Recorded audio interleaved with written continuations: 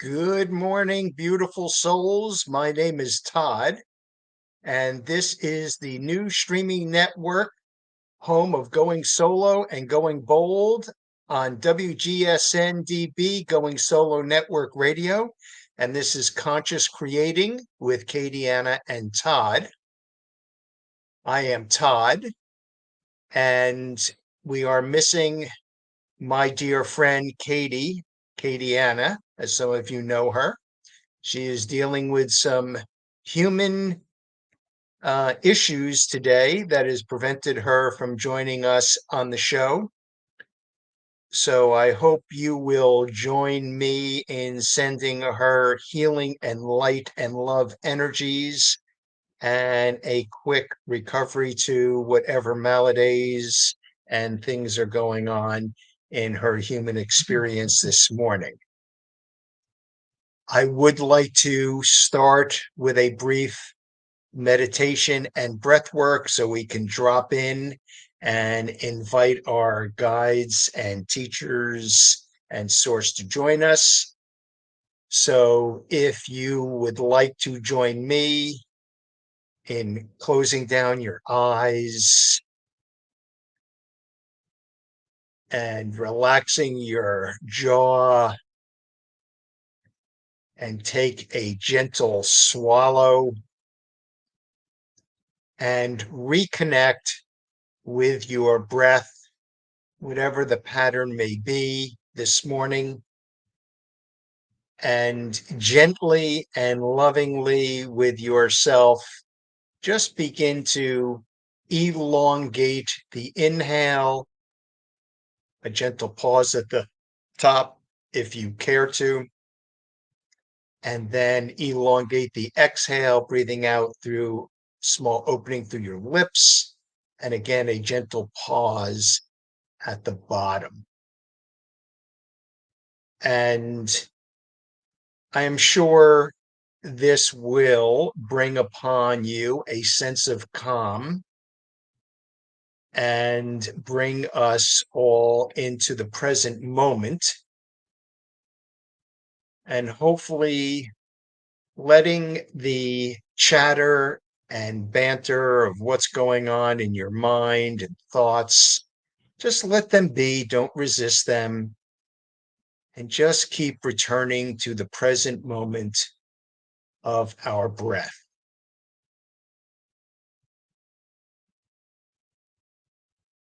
And as we are sinking into a new pattern, creating a new pattern of breath, try to be open to the concept that we are indeed being breathed. And we are cooperating with that source energy that is there with us always, breathing with us, giving us the gift of breath. And recognizing that that energy that is breathing us is also with us in all aspects of this human experience.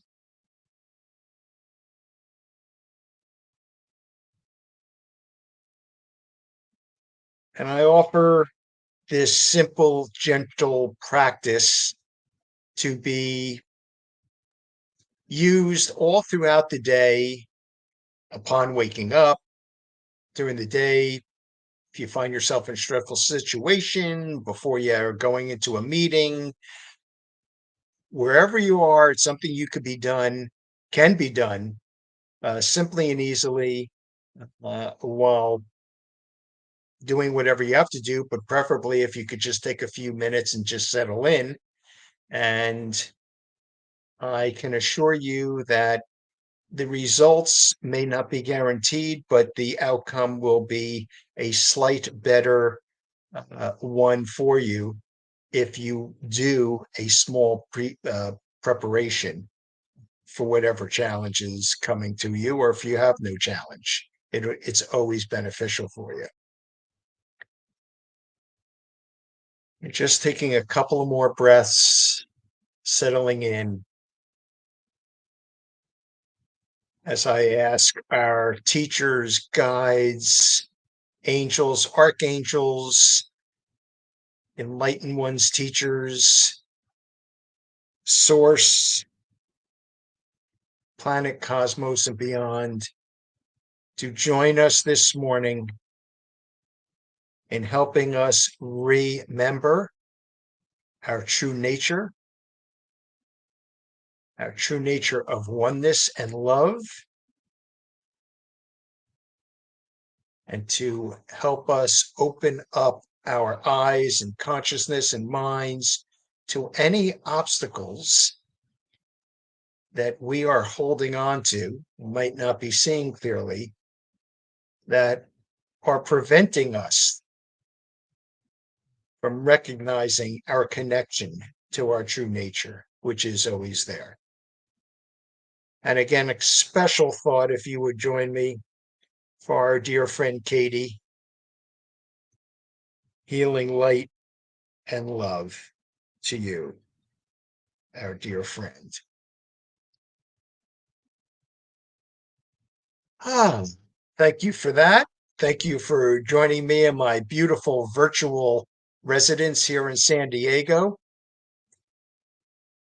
So today I would like to talk a little bit about my experience about living a spiritual life and what that might mean and what that might look like for you. And to me, the predominant aspect of living a spiritual life is one of looking inward, questioning, questioning everything, and becoming more at peace with what is. We can talk a little bit more about that as we continue. And to recognize that what we may be experiencing and reacting to has a deeper meaning and cause and effect that we are unaware of at the present moment. And we are reacting to it as a victim, I dare say, meaning this is happening to me. And the spiritual option for you would be this is happening for me. What is the lesson that's being presented to me in this challenge? And again, living the spiritual life is pausing and not reacting so that we can break this unconscious addiction to the unconscious mind that we think is running everything and is reality. And in fact, it's a perceived reality, our perception based on our beliefs and programmings. So this is the karma circle. This is the karma hamster wheel of we are in a sense creating our karma by our reaction to what we are perceiving life to be happening to us as opposed to for us.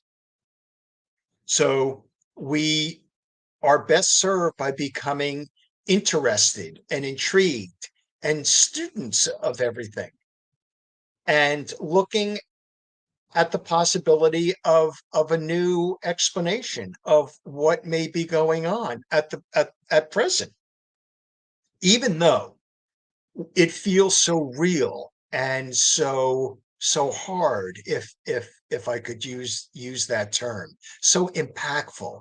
And of course, because it seems so real, the physiology of our body is reacting to our thoughts as it is real, as it's happening in real time. So this pause and this inward reflection also helps us cut the cord of the effects of that physiology reaction, maybe raising our breath, or making us nervous, or putting us in fear, all those type of things.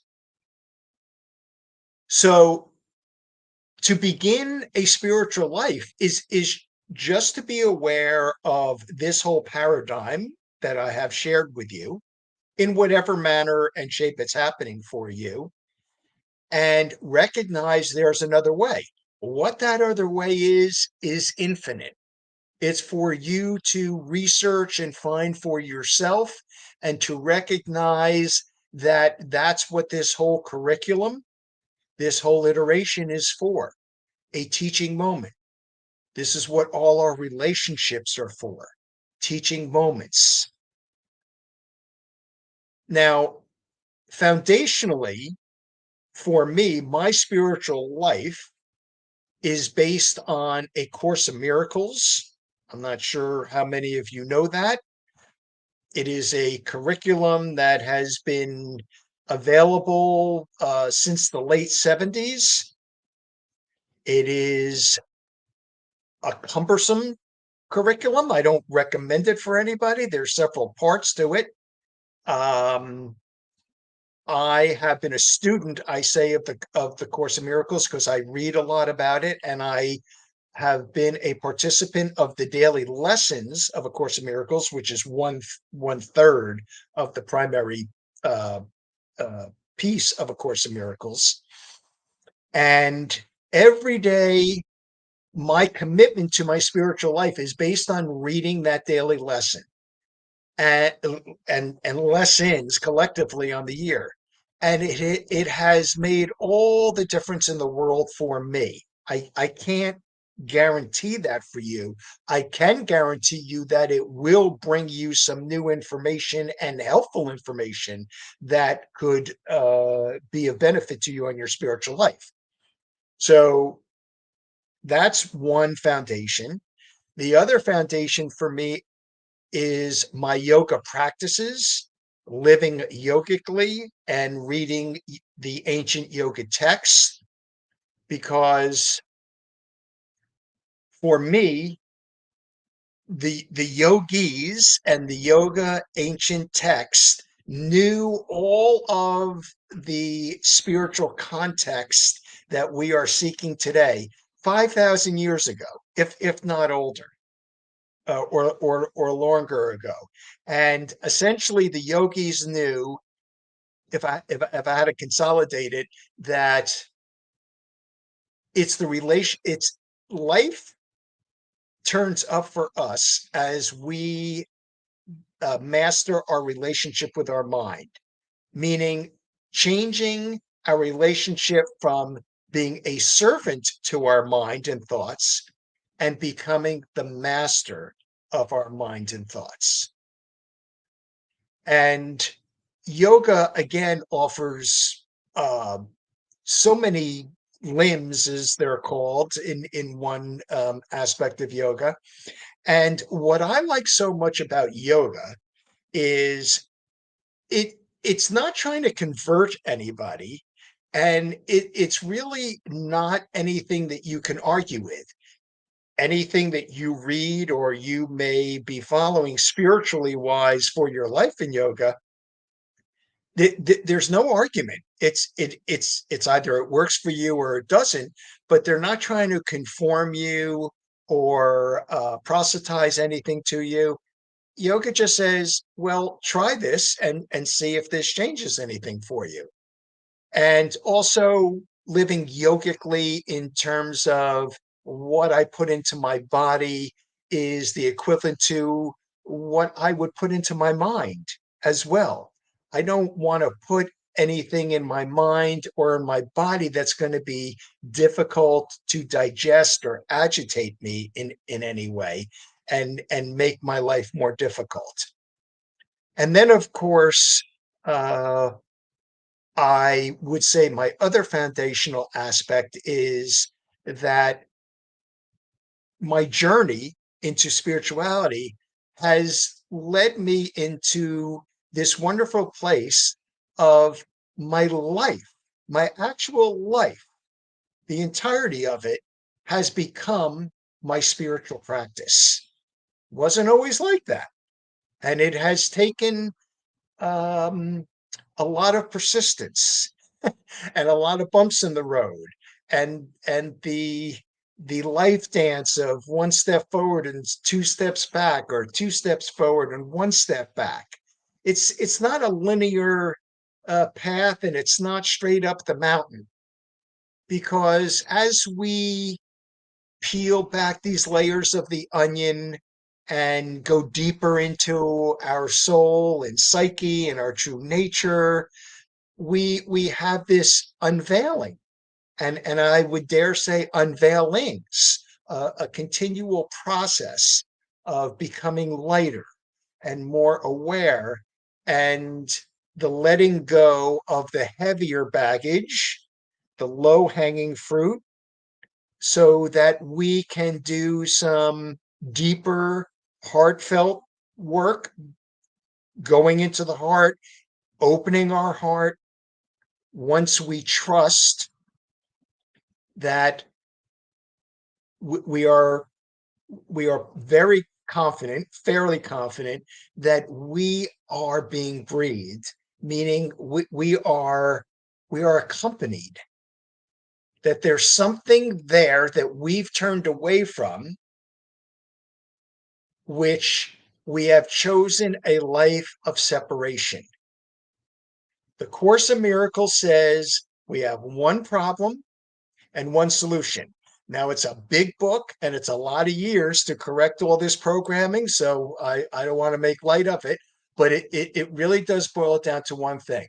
And the Course in Miracles shares, and I'm not proselytizing, I'm just offering you my experience, that the one problem is that we are living a life of separation as the other, whether it's the other to the other that you see wherever you see in your house or on the street or online, or the other meaning that we're here alone and we have to struggle and fight and live this difficult curriculum of humanness, while forgetting that we really are spiritual beings living a human experience. So again, this is part of the basic spirituality, that even though appearances says, yes, you are an individual human having human experiences and an individual, it's only a perception through your mind that we have forgotten our true nature and all the support that we have. And the solution to the problem is turning inward and recognizing we are not alone. We are individual and individuated, but we're all together. And at the very worst, what can happen to us as a people and as a world, and what has happened by this attachment to our individualness and our otherness, is we become numb, I would say, and think it is okay to hurt another, let alone kill another. Let's table that, because I want to keep this to some basics. But I do want to point out that because we're others, we think that if that other is not like we are, then it is okay in my survival to hurt another in any other way. And my gosh, particularly in today's times in our divisiveness, look what's happened, and it's even worse than that when we have war.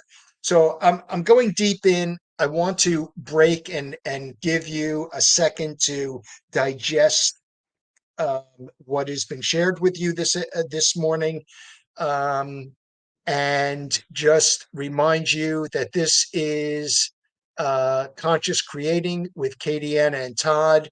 I am Todd, filling in for Katie today and wishing her well. And this is the new streaming network. Again, Conscious Creating with Katye Anna and Todd. So,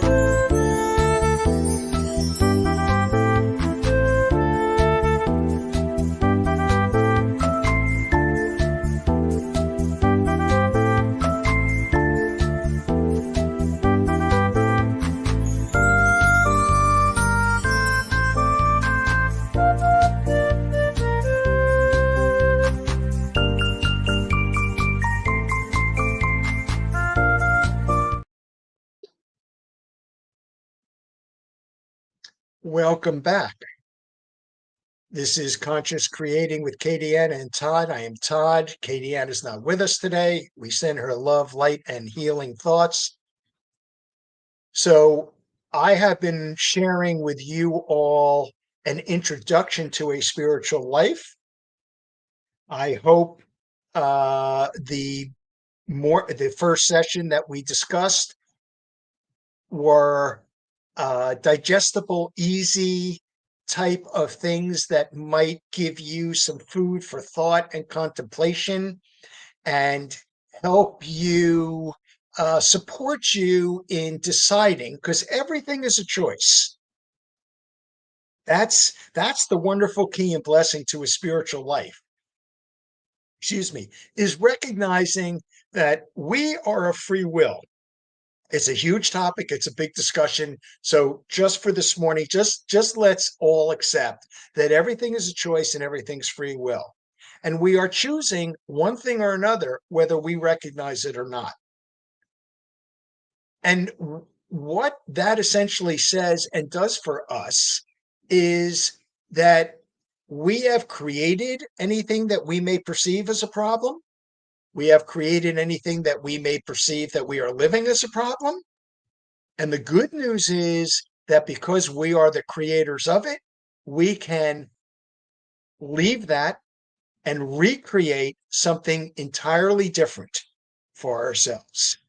It is within us and it is for us to do. Should we choose an alternative choice, an alternative choice on how we live? And I could share with you deeply that my depths of being drawn to a spiritual life, which have been with me since birth. I didn't know it at the time. And it has been difficult and cumbersome, as I said, at times, has been the most fruitful and the most beneficial awakening, even as limited as it has been, because I just feel that I'm just at the beginning of my spiritual journey. The more that I learn and the more that I let go, it's new every day and every moment. And that's the beautiful part again about the Course of Miracles. You would think one might think after 10 years, 15 years, it might be old or stale. And it's not. Every day is a new day with the lesson. And in fact, it's a new day because I'm open more to the lesson. I have a greater desire to connect with the message for the lesson. So I implore you to at least take away with you today that everything is a choice and everything is not as it seems. And that if we look within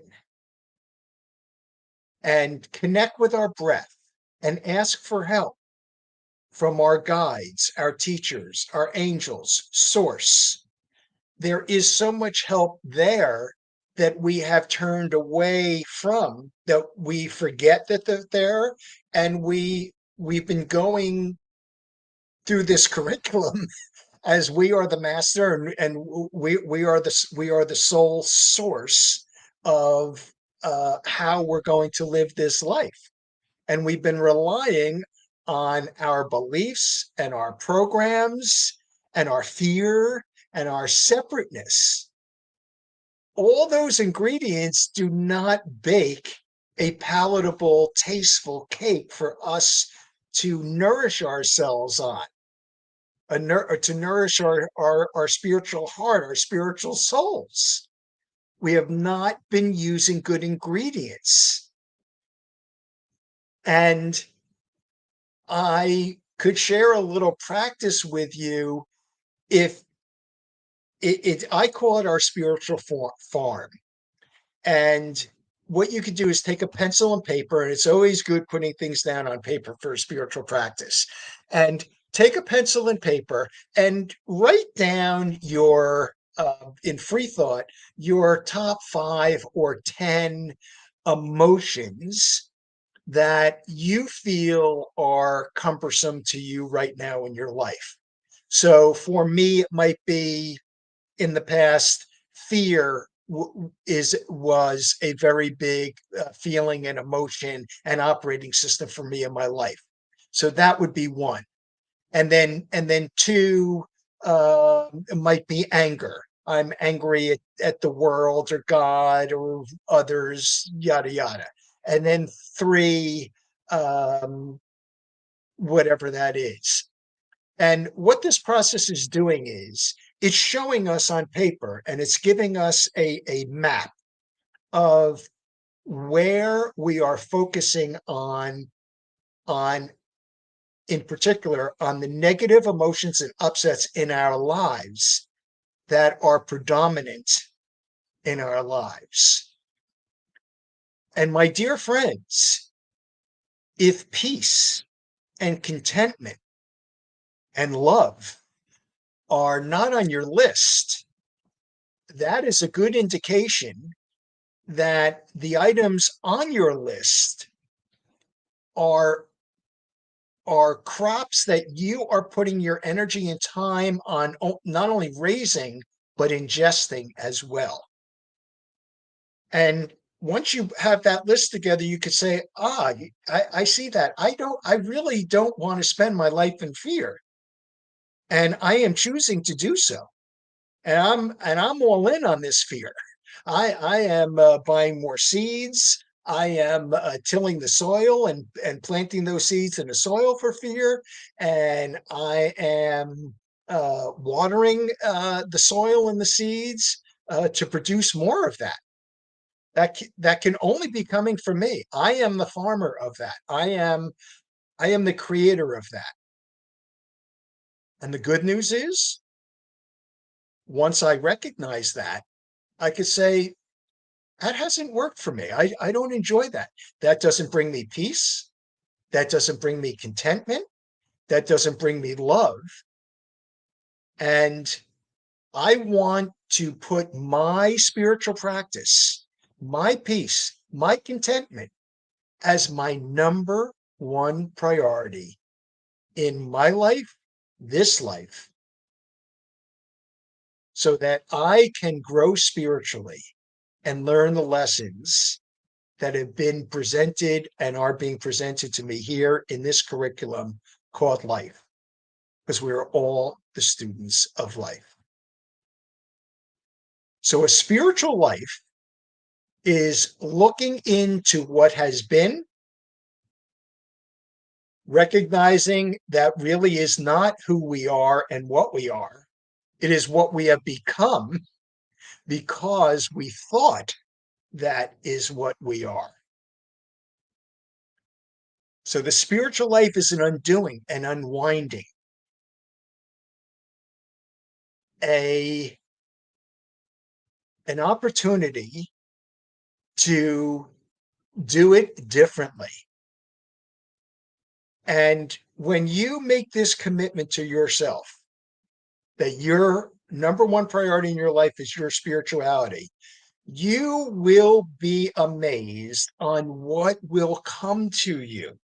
We are all so fortunate in these times, particularly just I'm coming to you on this wonderful platform that's being provided for you and me so that we can chat.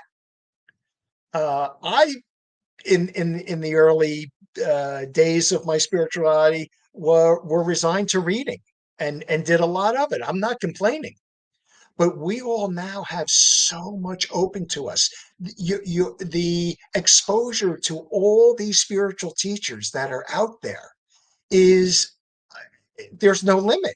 You could spend your whole day online and have a myriad of teachers. I've been fortunate to have so many teachers that I honor and bless, and I'm so grateful for all of them. I won't go into that today, but I just want to say the universe is just teeming with help and teachers to come to you for you to take a little bit from here, a little bit from here, or maybe find somebody that'll carry you along the path for a year or two or 5 years or 10 years, whatever. Be open. See who comes along and what comes along, and just take what you like and leave the rest. Always, but keep searching. So I am so excited for you all, whether you're uh, longtime spiritual practitioners or new to a spiritual life, or particularly on this platform, if you've just had enough suffering and struggling, excuse me, with your lives at present, and you have a sense that it can be better, I am telling you, not only can it be better, it is better. We need to change our perspective. We need to put on a new pair of glasses. Your prescription is not serving you anymore, and it changes. We have to continually go back and refine it, and that happens on the spiritual life too. What works for you in the beginning may not be the best thing for you as you progress. I can tell you that I have gone through many different teachings and groups and teachers that have been excellent at the time. I've been a little fearful of moving on from them. I don't want to use the word graduating, but since it is graduating. Just like in school, it's a process of re-education and graduation and progression. That all you have to do is choose on a moment to moment basis and on a daily basis, please, that your spiritual life is your number one priority. And I implore you and support you to at least try that mindset and choice of putting everything number two, that your spiritual life, because your spiritual life is living a healthy life, mind, body, and spirit. It's putting all those things together. And if you are not at your best, mind, body, and spirit, then it's tough to navigate the lessons and experiences that are being presented to us in this human experience of life. And one of the easiest things I want to remember you, if you had to start somewhere, start with taking some time outs during the day and saying, where am I? What am I doing? And just saying, I'm going to reconnect to the breath, that source that is with me, that is taking care of all these bodily functions, not only the breath, but the billion of processes. I'm throwing out a number of billion of processes of blood flowing and skin regenerating and synapses and what the eyes takes in and absorbing sunlight, whatever it is, all these processes. Take a break and say,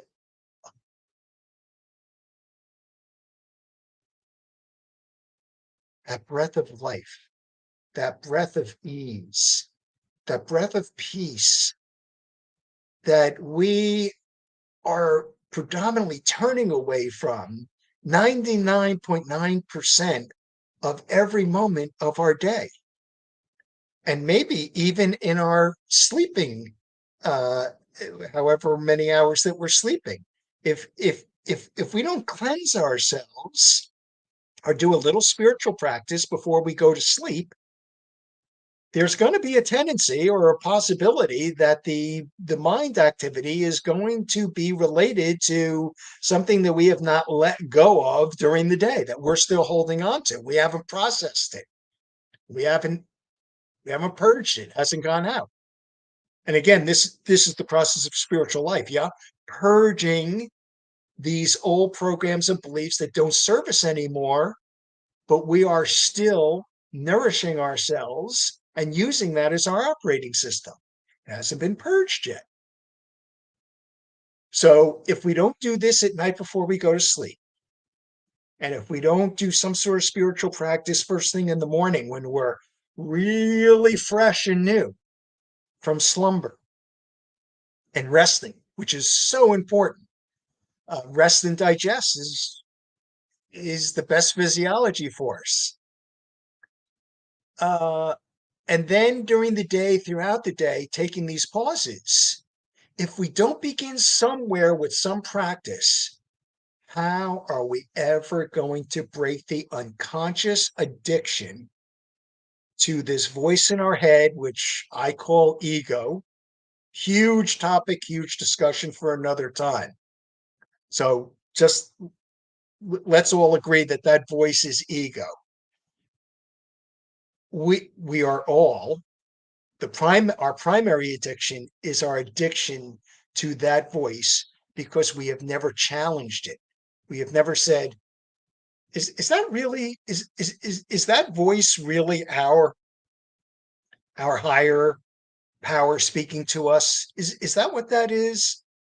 Is that voice really in my best and highest interest? I know this is crazy. It may be crazy talk. I, I just want to break this down again into easy, digestible thoughts for you to contemplate and decide whether this is so for you. I cannot do that for you. We have to do that for ourselves. And I implore you to question and research everything I tell you so you can decide whether this is so for you. I I I am guided to be a guide. I enjoy helping people find their whatever there is, their way, their new beginning. And there's a million ways to do it. There's just not one way. So uh, the most important thing message that I want to for you to take away today is please question everything, not only from me, but from yourselves or anything that you are ingesting the day, whether you're listening to something online or reading something, or you heard something, or somebody said this to you. Huh. I'm gonna question that and see if that really is the truth with a capital T, or that's the truth for somebody else. That's not the truth for me. And we're free to have different truths. Now, I just want to put in the disclaimer. There's really only one truth. Again, there's so many nuances and different ways to label things, and labeling really is of the ego. So I just want to say, as a caveat, language is man-made. It's not God-made. So that's the first problem with words and language that I am sharing with you. And not only is language man-made, language is based on what the words mean to me, and I am expecting those words to mean that to you, and that's not necessarily so. So we've covered a lot. I hope that I've given you some basic primary primers of things for you to question, things for you to think about, and most importantly, for you to start choosing and question whether your spirituality is going to be your number one priority for your life and help you start creating in a positive, healthy way a truly blessed, loving life for you. I want to thank the Conscious Creating Show and the new streaming network for creating a space for us to share here, and the new streaming network. So much thank you. Thanks and gratitude, and peace and blessings to you all. This has been Conscious Creating with Katye Anna and Todd. And next week, we'll hopefully be back with Katye Anna joining me. Peace and blessings and love to you all. Namaste.